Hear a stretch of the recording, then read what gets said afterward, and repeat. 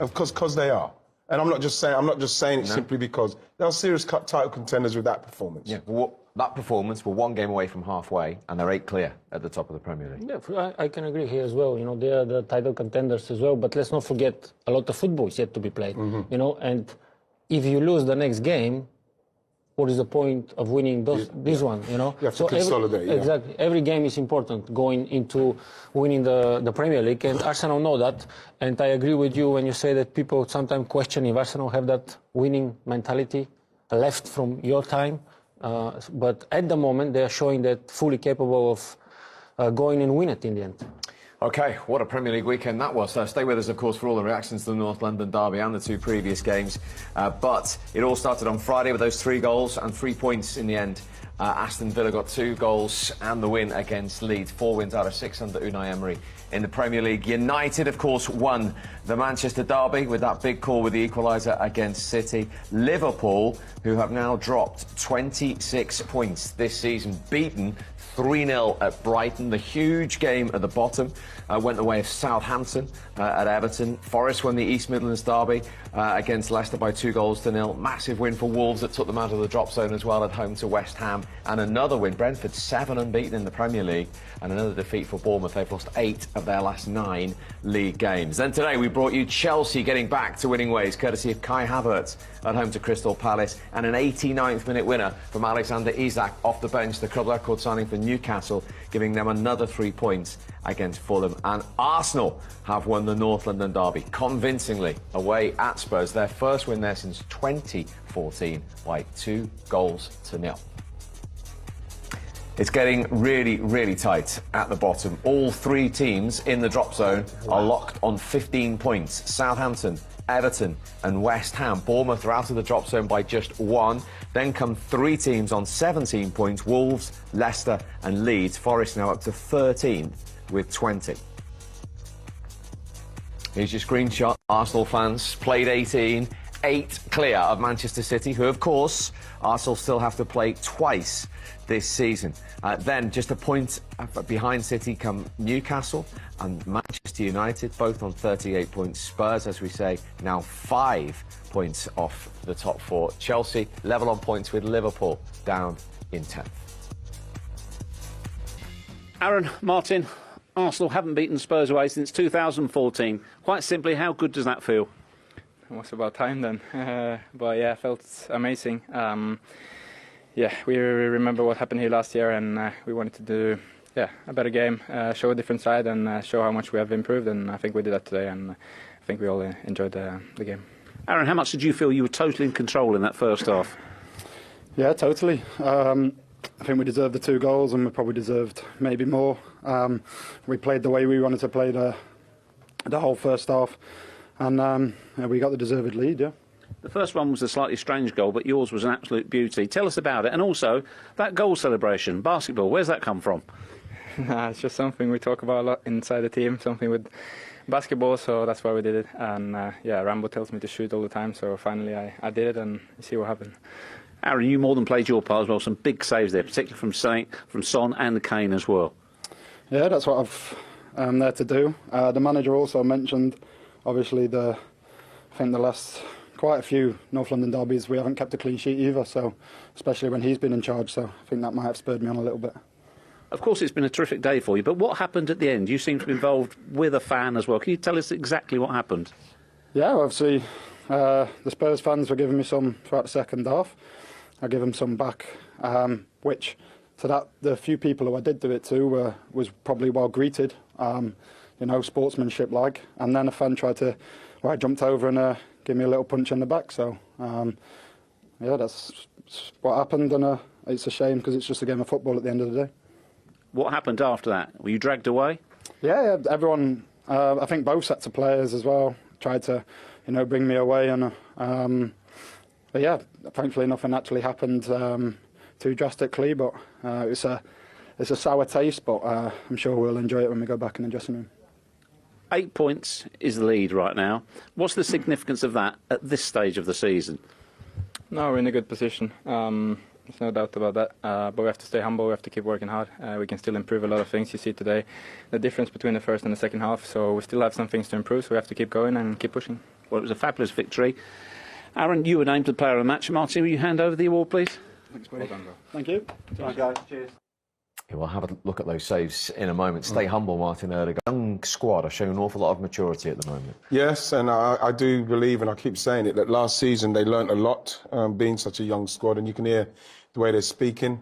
They're not getting carried away with anything. You know, even it's the 8 points. You know, it's something that people will now start to try and find ways of putting more pressure onto the team. It's like the way they're using, like Mikel Arteta. You know, they're saying he's very animated. He's always animated, but now they can use it as a way of trying to get into the team and get to the team and saying, oh, the pressure they're under. I think that what we're seeing is, like he said there, staying humble, carrying on with the next game what's coming and try and play like they've played. I thought that was brilliantly and mature, the way they played that game.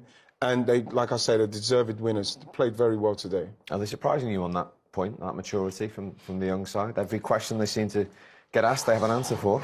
I'm not surprised because Arteta is a student of Pep Guardiola. So the way Arsenal is playing football is beautiful to watch, and in the end of the day, it brings result as well.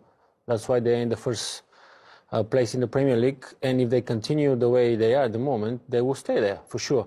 And you can see easily in the game of football, when a team is controlling the ball, how and if they are sure of themselves and full of confidence. And Arsenal at the moment, they are not in the rush. They control the ball with good movements, with moving around the pitch, and they know how to pass, on which leg to pass the ball, how to turn, all these small details in the game of football, where if you pay attention, you can see, and this shows you how confident this team is at the moment. Yeah, and they've dropped just 7 points, and we're one game away from the halfway point. Well, like he said there as well, he said, Mikel Arteta said, we haven't had a clean sheet in the derby. Obviously, we haven't won a game since Mikel Arteta won the game when he was a captain.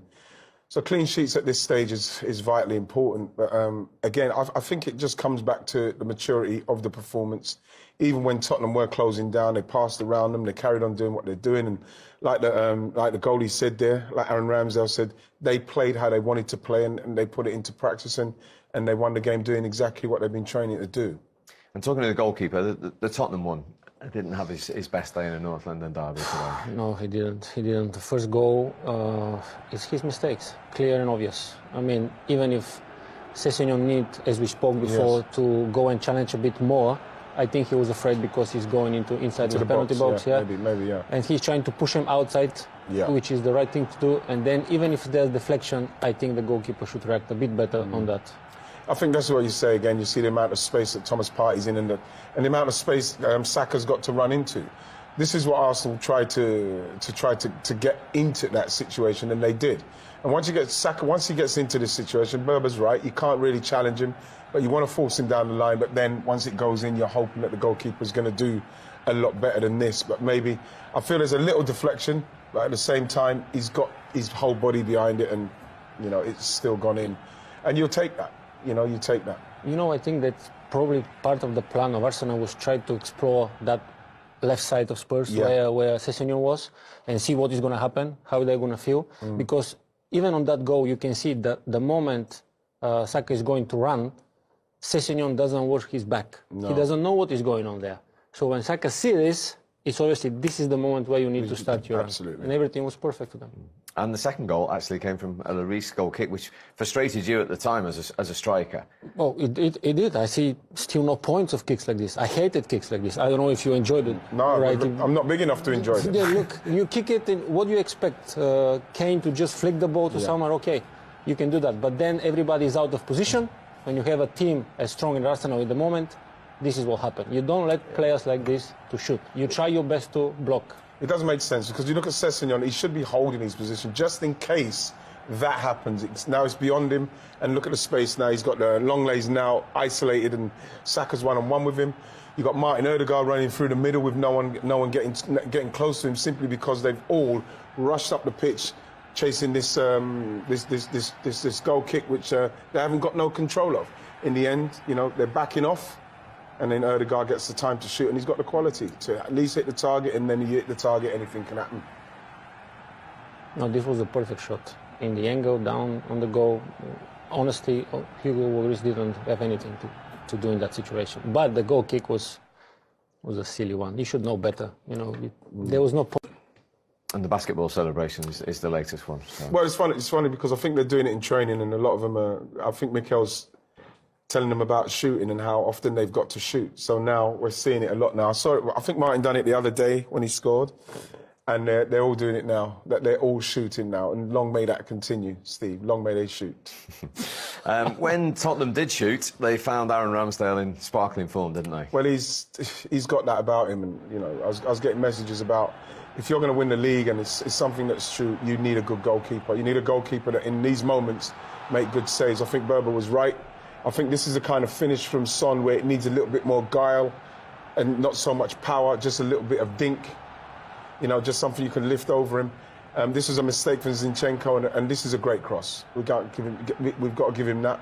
I think the problem Harry's got there is that he's too far past the first post to try and get this flicked to the other side, so the goalkeeper's in a very good position, and he makes the save quite easily. But again, it showed Tottenham how dangerous Tottenham could be, and again, you know, a good save there from Harry Kane. It was a kind of performance that you know that if you lose a little bit of concentration, Tottenham have got the kind of players where they can punish you, and that one again, that was a great save. No, this was the save of the match for me, you know, fantastic save. I don't remember exactly. It was the first minutes of the of the second half. Yeah. If you score that, then you put Arsenal even under more pressure. But if we look at the other way, if the goalkeeper of Arsenal is man of the match, then you say, wait a minute, they've been destroyed. And then Spurs played so well, and the goalkeeper of Arsenal is man of the match.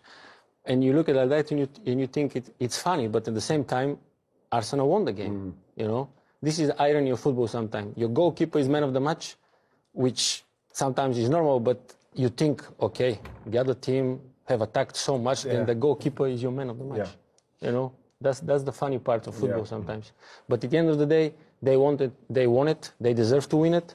Spurs had their chances, but the difference. What a first 45 minutes for Arsenal then in the North London derby at the Tottenham Hotspur Stadium. 1-up inside 14 minutes, but Hugo Lloris had a mistake just before that, actually, which Eddie Nketiah could have profited from. Yeah, he's got that in him, Hugo Lloris. He does that from out of nowhere. You're thinking, like, he's just got to get that out and then bam, that's got to go. That helps you. That gives you confidence. That puts you on the front foot. When they start that nervily, I think he's got to volley that there, Berber. Yeah. I think, you know, he's waited. He's on his weak foot. From where it is there, Steve, the way it comes back over Eddie's head, he's got a better chance of getting more power and more direction on this in the air now, going and hitting that, than waiting for them to get the guys on the line and stuff like that. But that was a signal. That was a signal of what Arsenal were going to do. How did this go in, Berber? The result, you mean? How did this goal go in?